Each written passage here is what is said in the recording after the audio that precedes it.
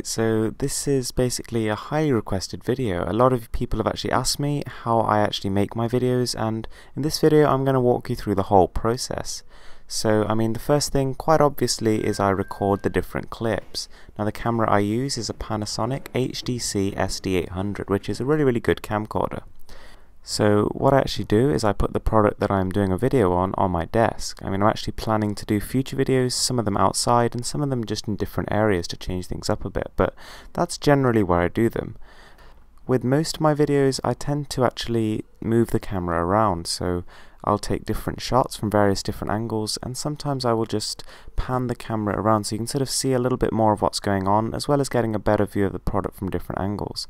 I also use the zoom feature, so I'll zoom in and zoom out sometimes to focus and unfocus on products, just to add a little bit more interest to the actual visual experience rather than just one camera sitting at one angle viewing the same product. So I also use a tripod which helps to keep things steady, and that's the Hammer Star tripod, which is a very basic one, and I might consider upgrading at the minute, but with a bit of lubrication on the joints it's actually pretty smooth. So it's not the best, but I've not really had any trouble with it, so I'll keep it for now. So when I'm actually done the recordings, I will actually remove the SD card from my camera and put them into my MacBook, which is, I suppose, one of the really good features of a MacBook is that you can just instantly put the card straight in. You don't have to go through all the camera setup process. And once we're in, the actual video editing software I use is Final Cut Pro X. Now this is a pretty expensive software, but I have to say it's worth it, and there is a lot you can do on this, so it will pay itself off in good time. So if any of you guys are interested in getting into video editing, then I do recommend this program, but if you want a more basic sort of feature set, then iMovie is perfectly sufficient. So anyway, I will add transitions, I will trim the videos down just to get the bits where I want, because I always end up recording more than I actually need.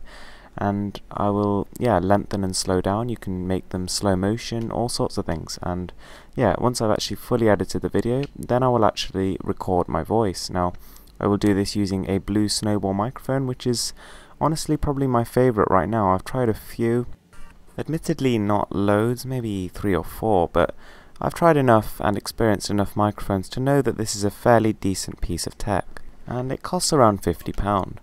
So after this I will just drag and drop the recordings to where they actually belong, and this is actually pretty time consuming. So there's you've got to perfectly align it with what you're doing, as well as making sure that you don't overlap any, and there's not too much of a gap where you're not really saying anything.